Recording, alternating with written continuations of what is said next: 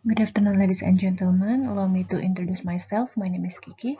I'm a forecaster in Early Warning Subdivision in the Center of Public Meteorology in BMKG headquarters in Jakarta. In this occasion, I would like to present you my study with the title Verification of 24-Hour Accumulated Precipitation on Numerical Weather Prediction Model Year 2020. So this is the outline of my presentation today. First, I would like to introduce you to our Synergy workstation. You can see on the screen, this is the dashboard of the Synergy. So this forecasting tools is provided in BMKG headquarters in Jakarta and also in BMKG station in province. So with the Synergy, we can easily visualize the NWP output and help us in making the daily weather forecast. The models provided in this workstation also quite a lot. We have the GFS, the EFS, the R page, the WAF, the access R, the Aladang, etc. And it is very helpful for the forecaster because it provides us a lot of information and uh, and a lot of guidance, of course. But in the other side, this a lot of information also sometimes become a challenge for the forecaster, especially in determine which model that I have to use today to make the daily forecast, which model that perhaps will uh, make the most accurate forecast. So this study objective is to become guidance for the forecaster in answering those questions. So I hope that the result will help the forecaster in choosing which model that perhaps they have to choose in making the forecast for certain month or for a certain location. So this is several previous studies that have been done with the same theme like this study about the model verification. The first study is by D. Satyadi at 2009, and the result showed that the rainfall patterns on Indonesia were affected by the sun position and also the existence of Australia continents. And the other study by Indra Gustari at 2014 said that the skill prediction in BMKG is good in predicting the rain events, but while predicting the heavy and very heavy rain, the skill still very low. And the third study by P. Ismail at 2018 said that for very heavy rain criteria, the models that already assimilated by the satellite data still underestimate forecasts compared to the observation data. And the same result also shown by Aj Burahman in 2018. They also say that the assimilated and non-assimilated rainfalls tend to under forecast compared to observation.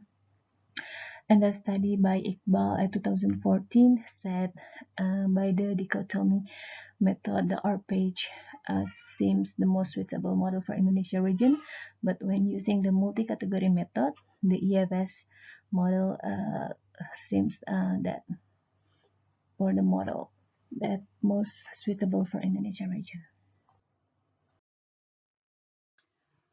So this is the data and method that I use in the study.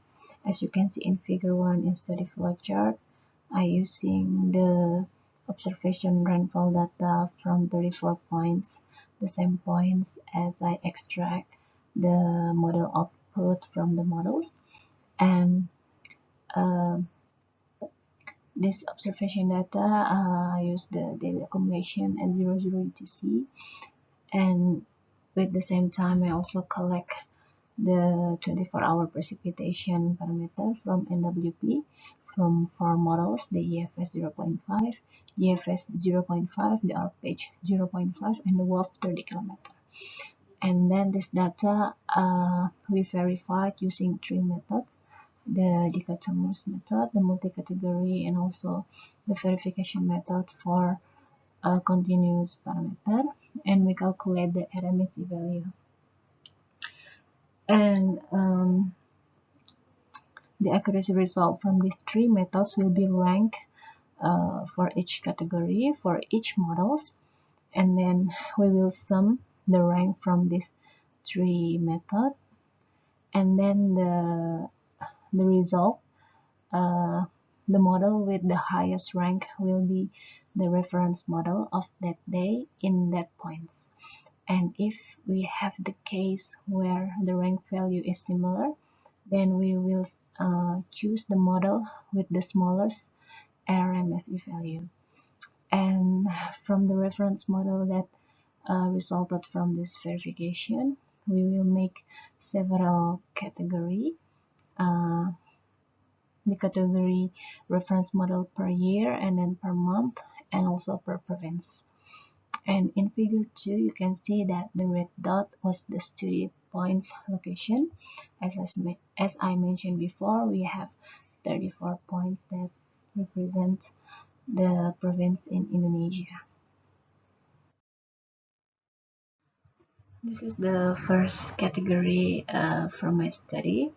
So from the reference models, we make a category the reference model per year for year 2020, and you can see in table 1, this is the rank of 4 model that we verified.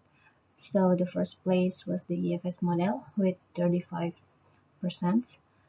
This percentage value was the ratio between the number of points or province that show that this model as their reference model compared to the total points in the study, which is 34 points. In the second place, we have the GFS model with 26%, and WOF with 22%, and the last place is ARPH with 70%. This is the second category, it's the monthly reference model for the year 2020.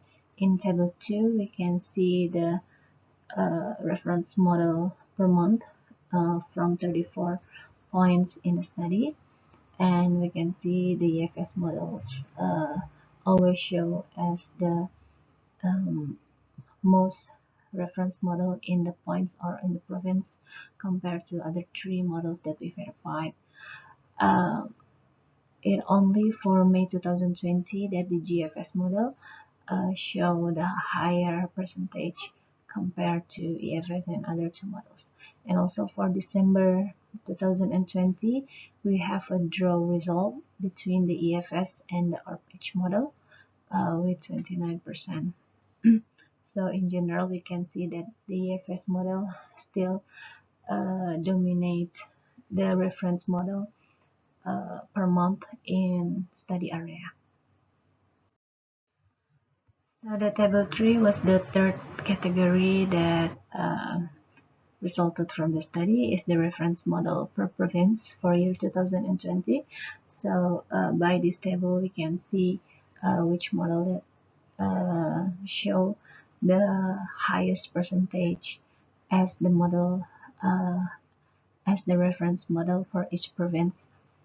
And you can see that with a quick glance that EFS still the most dominant models in province in Indonesia, and the province with the orange color, orange color is the top 5 province with the high value of percentage.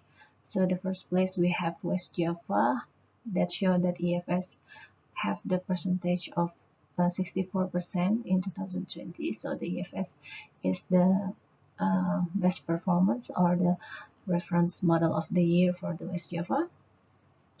And then followed by the West Borneo and also West Nusa Tenggara, that also said that EFS was their reference model with the 58%, and then North Sulawesi showed that GFS as their reference model with 58%, unless we have Lampung with 55%, choosing EFS as their reference model.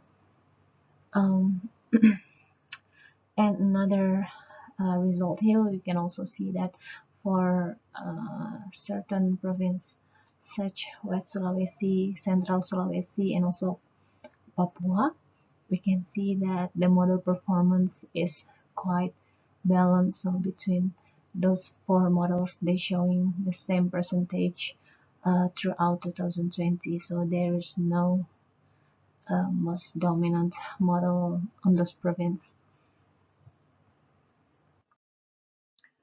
So this is the fourth category that resulted from in this study. So this is the graph for the monthly model percentage in 2020. So as you see, this is the monthly percentage for the GFS, the EFS, the R-page, and also the WOF. In quick glance, we see that all of the four models didn't exceed the 50% percentage of 34 points in the study, and the highest value was achieved by the EFS with 44% in March, and the lowest value was R-page by 3% in September.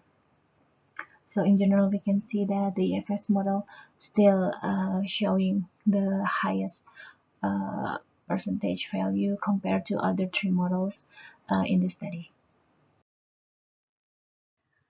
So after the verification have made in the study, I have some points that I take as conclusion.